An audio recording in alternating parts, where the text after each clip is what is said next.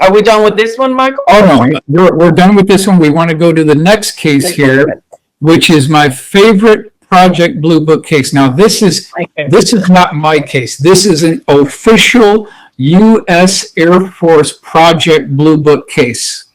Project Blue Book started in 1947.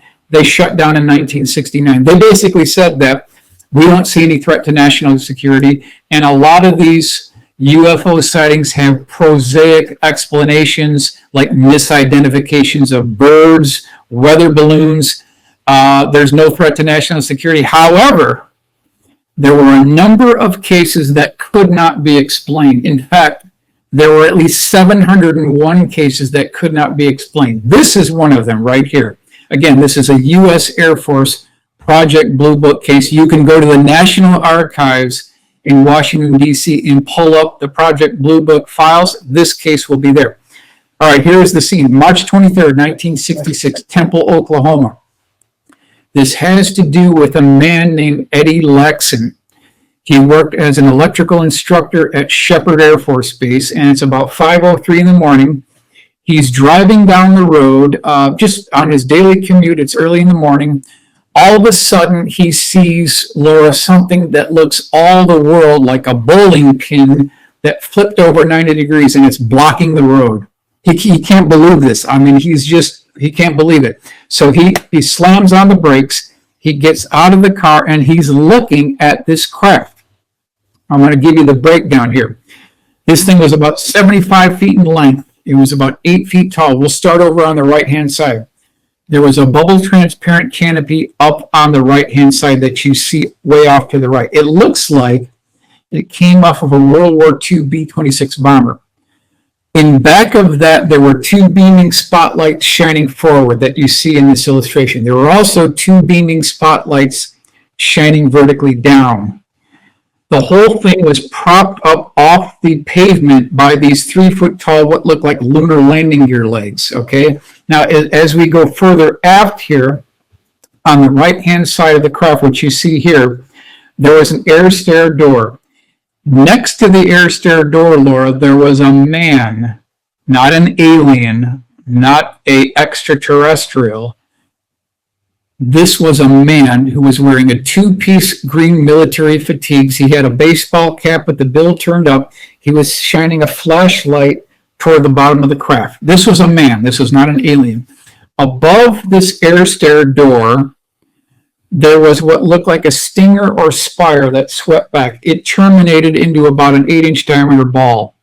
In back of the air stair door, there was also about a 3.5 foot diameter porthole window that was divided into 4 equal pie segments. Directly in back of that, Laura, if you look very closely here, written in black letters, it said TL4768 written on the side of the craft. This is just in back of that big white porthole window. At the very back of this thing, they had what looked like flight controls that were way too small to be aerodynamically efficient. Now, when Eddie Laxson was going back into his trunk, he started opening up his trunk to get out his camera. That's when this guy with the flashlight saw that he was being watched.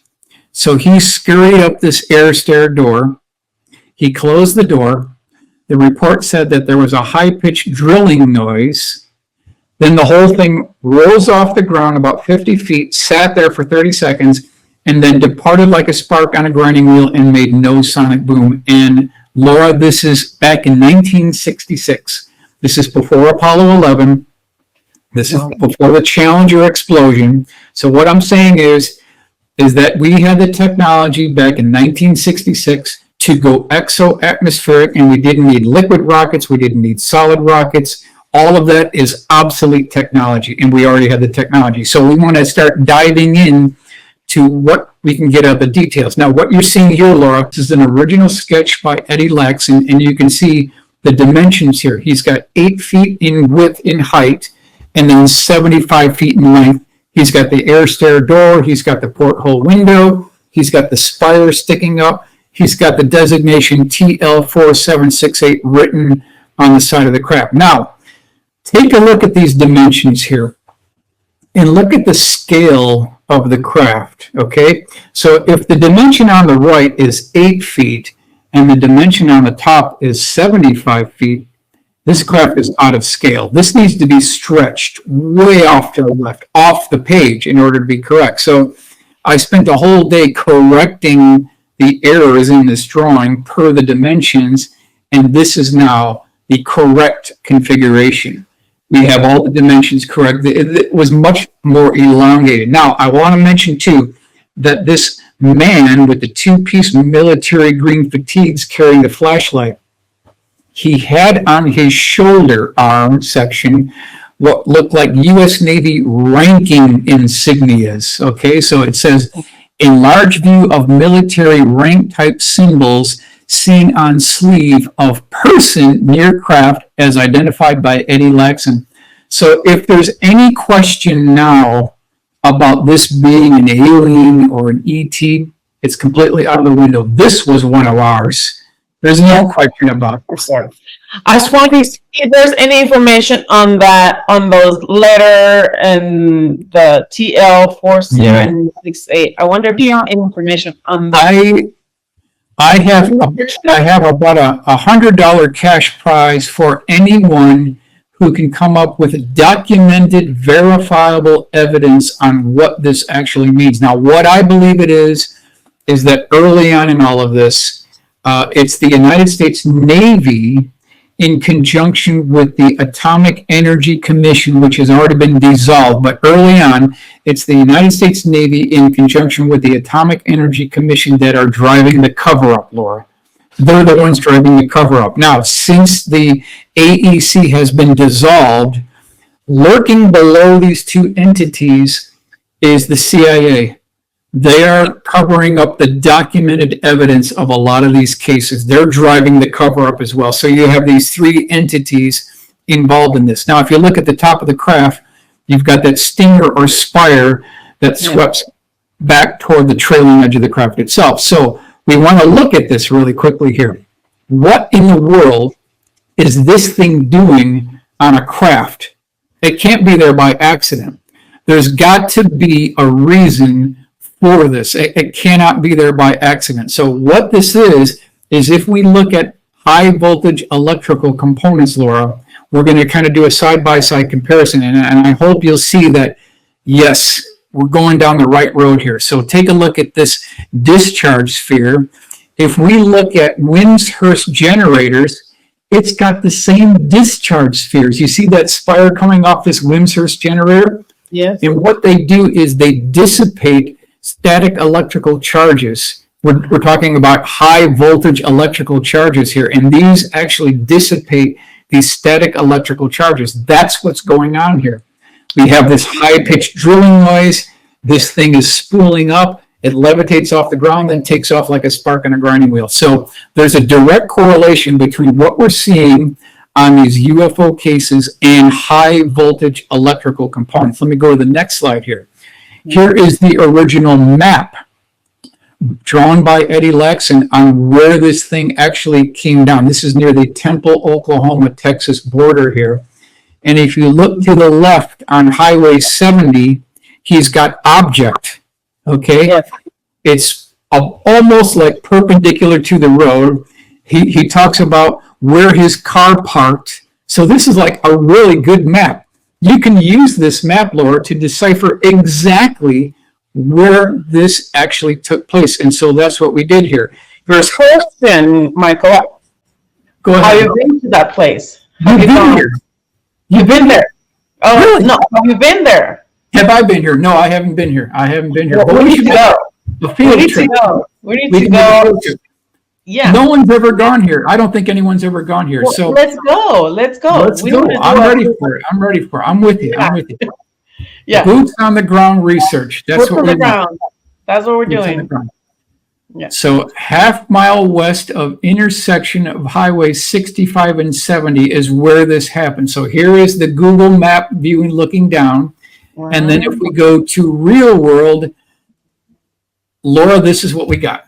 This is as close as I can get to where it actually went down. So you can see he parked his car here. The whole thing was perpendicular to the road. He got out, starts looking at this thing. It's a great case. It's an absolute great case. And we need to go. We need to go do further research and then see if there's any evidence. There's always evidence as to burn stuff and things that don't grow anymore. So we'll be able to see all that stuff. Maybe we can get somebody that can do a soil testing or something. I don't know. We'll figure out something out. It's very possible. I don't think anyone has done that. I don't even think Blue Book people did. Doing that. Okay, wonderful. Let's move forward. Let's continue on here. Okay, so here is the actual Project Blue Book index card.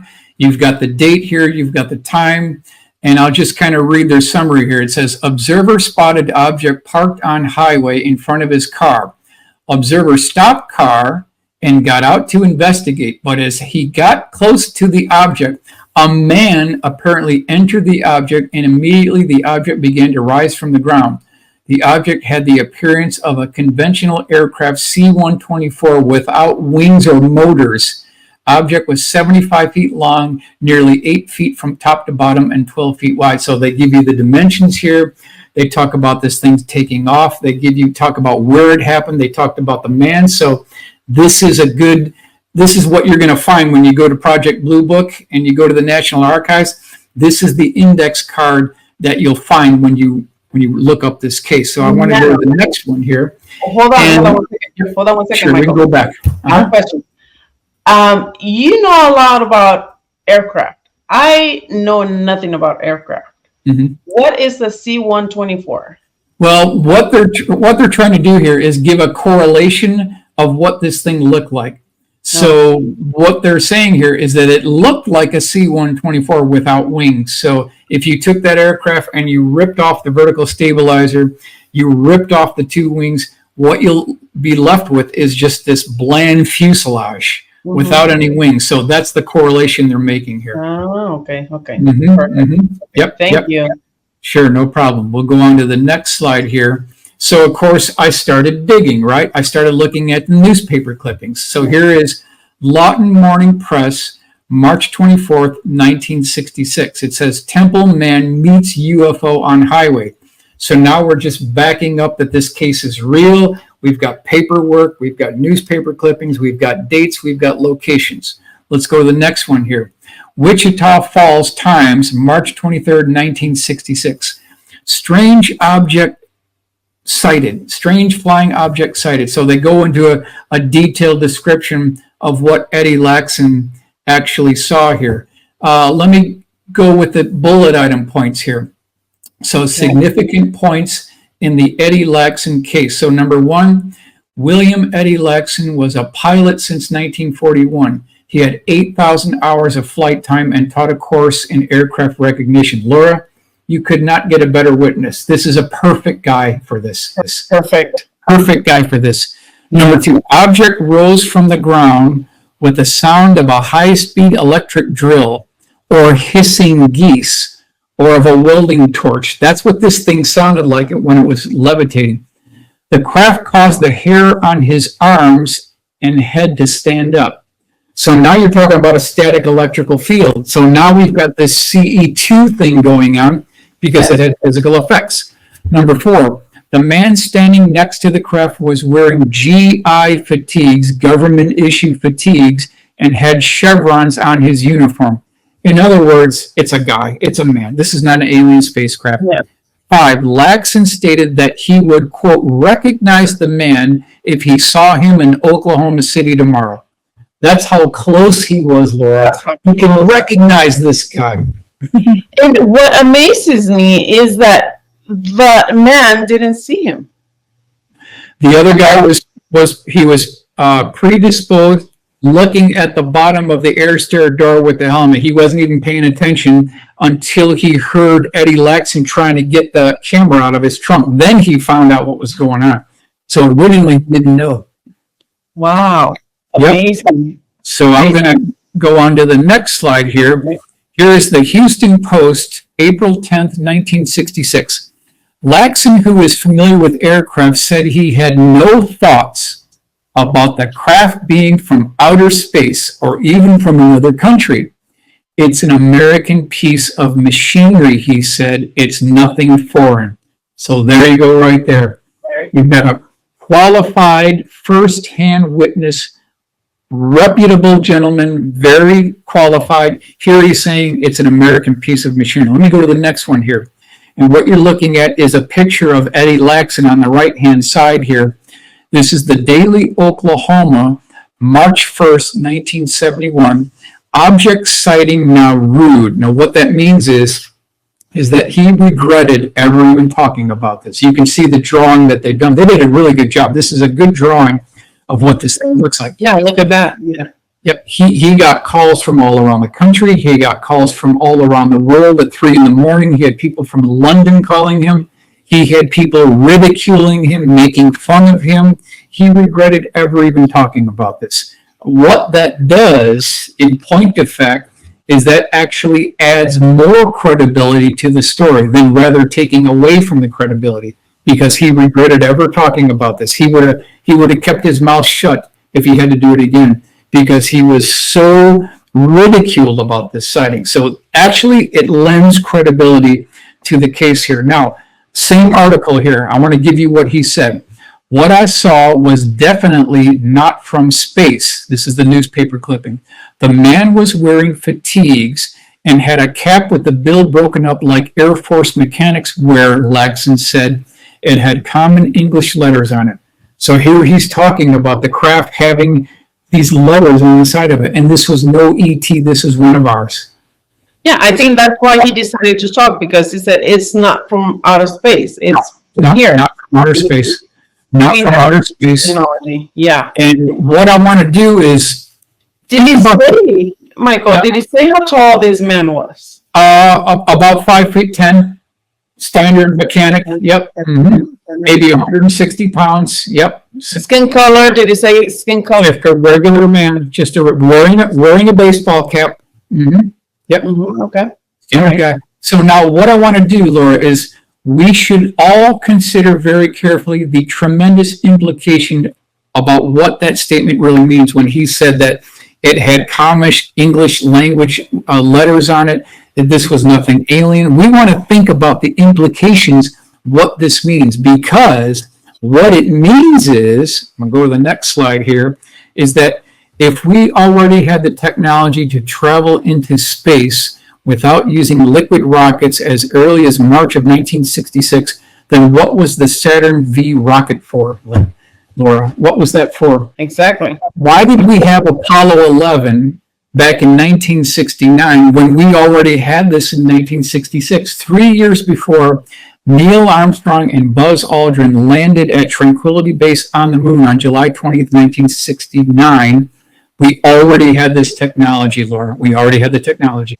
Laura, this is one of the Saturn F1 engines, and you've got multiple single-point failures here. You've got tubes, you've got turbo pumps, you've got all this mechanical equipment. If even one of these systems fails, the rocket engine will fail, and you could lose the craft and all the astronauts. So you've got multiple single-point failures over here. Let me go to the next slide here. Was all this really necessary to get to space? You've got 7,500,000 pounds of static thrust on the Saturn V rocket. Was all this necessary when we already proved that we had the technology back in 1966? So my question is, Laura, was Neil Armstrong briefed on this other technology? What about the Challenger astronauts that lost their lives on January 28, 1986? Were they briefed about this other technology that didn't have anything to do with solid rocket boosters or liquid rockets? That went the way of the dodo bird. It's obsolete. We already have a different way to get into space, and it has nothing to do with liquid rockets. Exactly. These questions are very, very key to all this spending. Yeah, again, where are they spending all this money for if we already had that technology? That's exactly correct. It opens up so many questions about what's going on. Do we have a secret space program? Obviously we do. We've got NASA astronauts on one side not being briefed about classified technologies within the military industrial complex. Over here on the other side, We've got a completely secret space program that has no congressional oversight. It has no public scrutiny. It is not bound to the same rules and regulations that we are, and space programs that have congressional oversight. These other programs have no congressional oversight. So there's this big war going on here, and taxpayers are paying for this.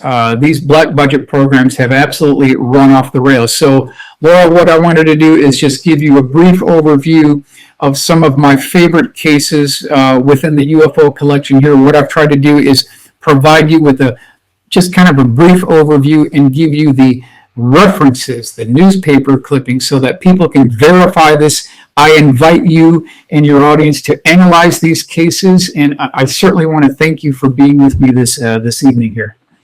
Well, thank you so much, Michael. I want to thank you because this is very important information. You're giving us documents, you're giving us dates. I mean, anybody can research this and find out for themselves if this is true too. So until next time, guys, and it was great to have you here, Michael. See you next time. Great, thanks. Bye. Thank you.